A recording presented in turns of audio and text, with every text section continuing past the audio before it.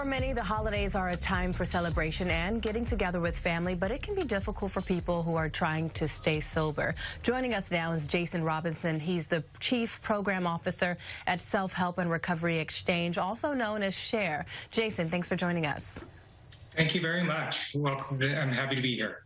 Now, according to several studies, many Americans are drinking more alcohol than past years because of the pandemic, but the holidays in particular can bring extra stress, feelings of loneliness, or even depression. What are some strategies people can use to avoid relapsing or turning to alcohol? That's a great idea. Planning for how to stay sober is really important for people, and having a plan is something that helps many people. So people have buddies, sober buddies, sponsors in recovery programs, and making sure that they're in touch with each other. To have a sober buddy when people are in situations that might be difficult, sometimes with family members, or situations where others might be drinking, which is typical around the holidays, making sure that people have a companion, a sober companion to be with at those social gatherings. Another strategy that people use is something called bookending.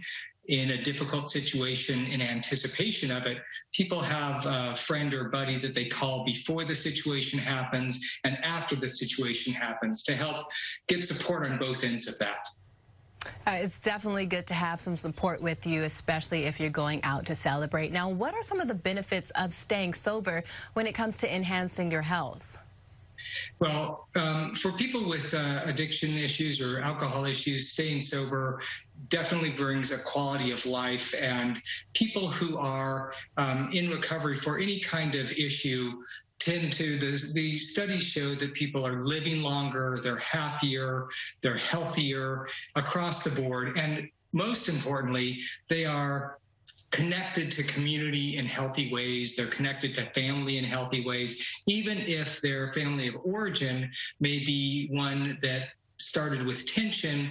People on a journey of recovery often find the kinds of community and family that's helpful in their own lives. They can choose their family, and avoiding isolation is one of the things that is really important for all human beings, and especially coming out of this pandemic and wherever we are in the pandemic, 40% of whether human beings are okay or not okay is directly related to the amount and quality of social support in their lives. Now, a lot of us may be around family today for Christmas, and then New Year's is right around the corner. Let's say you're hosting a party where alcohol is involved. How can you show respect to guests who are trying to stay sober?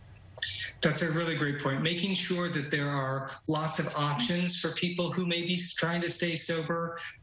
Also, for many people, throwing sober parties can be helpful. Making sure that many people know people that don't drink and can have a number of people that don't drink at the event so that people can support each other. That tends to help a lot because people want to be around others. And if you're going to an event where you know there's going to be alcohol, having somebody go with you is a really good idea.